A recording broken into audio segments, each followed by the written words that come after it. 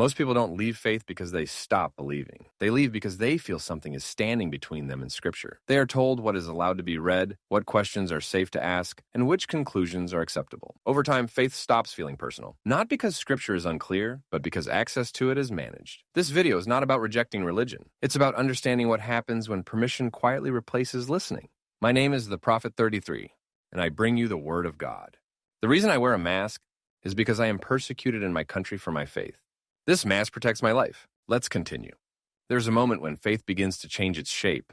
It does not happen when people stop believing, and it does not begin with corruption or bad intentions.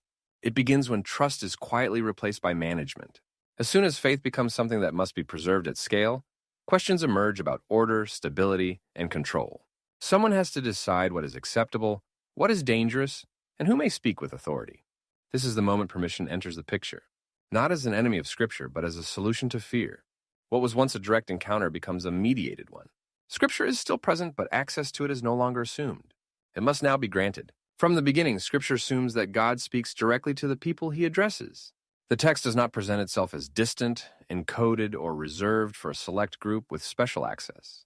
Moses tells the people that the word is not hidden in heaven and not beyond reach, but near, spoken into ordinary life, meant to be heard and acted upon. This assumption is foundational. The Scripture does not ask whether the listener is authorized, educated, or approved. It assumes responsibility. To hear is to be accountable. To listen is to respond. The authority of Scripture does not come from an institution standing behind it, but from the conviction that God has already spoken and expects to be heard. Faith begins here, not with permission, but with attention. Order is not the enemy of faith. In fact, it often begins as an act of care.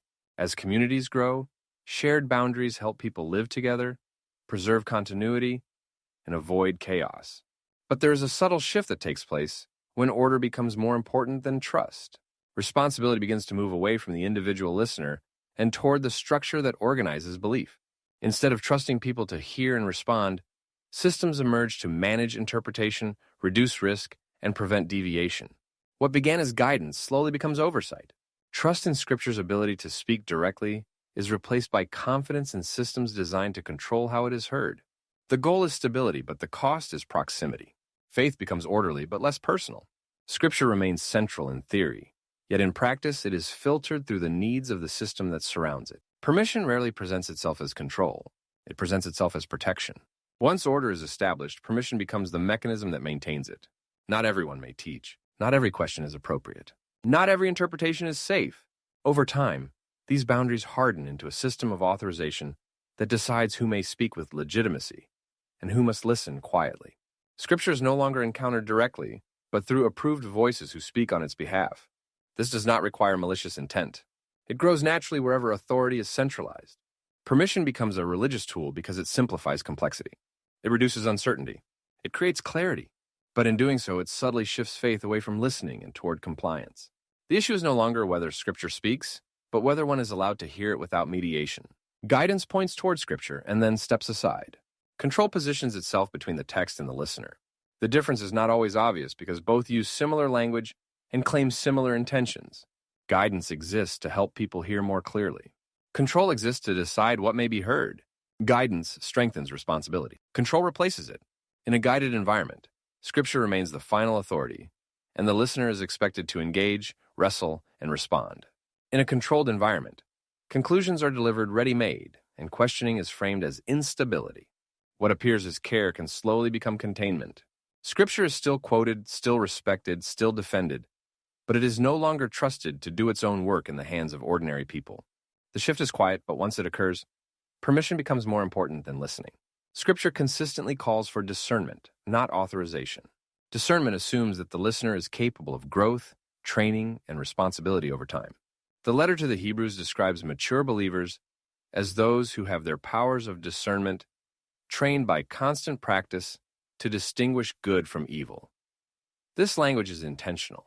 Discernment is developed, not granted. It is not given by permission from above, but formed through engagement with Scripture, obedience, and experience. Authorization, by contrast, bypasses this process. It decides in advance who may speak and who may interpret. Discernment requires patience and trust. Authorization requires control. One forms people from the inside. The other manages them from the outside. Scripture assumes the former. Religion often defaults to the latter, When faith is organized around permission, the effect on the individual is gradual but profound. People learn to hesitate. Questions begin to feel risky. Reading scripture alone feels insufficient, even inappropriate. Confidence is replaced by caution, and responsibility is deferred upward. Over time, believers stop expecting scripture to speak directly to them. They wait to be told what it means, how far they may go, and which conclusions are acceptable. This does not create rebellion. It creates dependency.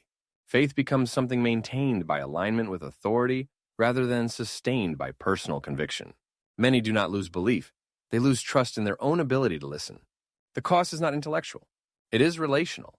Scripture feels close but unreachable without permission. Scripture treats responsibility as personal and unavoidable. It speaks to individuals as listeners who are expected to hear, consider, and respond. The blessed person in Psalm 1 is not described as someone who waits for instruction to be approved, but as someone who delights in the instruction of the Lord and meditates on it day and night. The assumption is clear. Engagement is expected. Responsibility is not delegated upward to an authority structure. It rests with the person encountering the text. Scripture does not remove the risk of misunderstanding, but it accepts that risk as part of genuine relationship. To listen is to be accountable. To hear is to be responsible. This is not freedom from guidance, but freedom from dependency.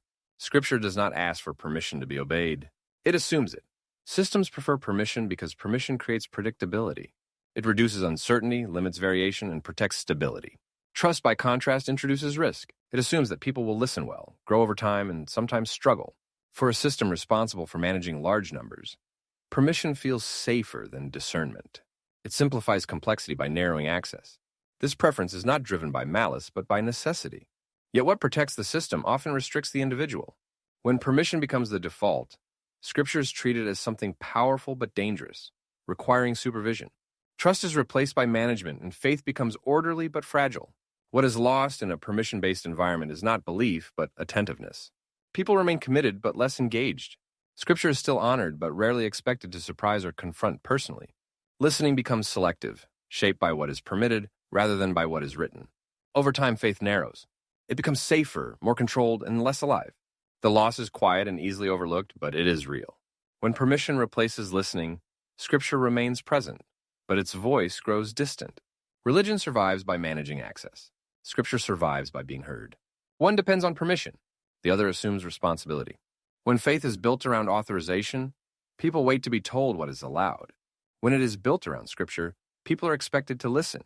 The difference is not dramatic, but it is decisive. One creates stability. The other creates life. The question is not whether Scripture still exists. The question is whether it is still being allowed to speak. If you've made it this far, thank you for watching and being part of this journey with me. Now I invite you to check out this recommended video right here. And if you're hungry for more eye-opening content, hit the subscribe button, and let's keep learning together.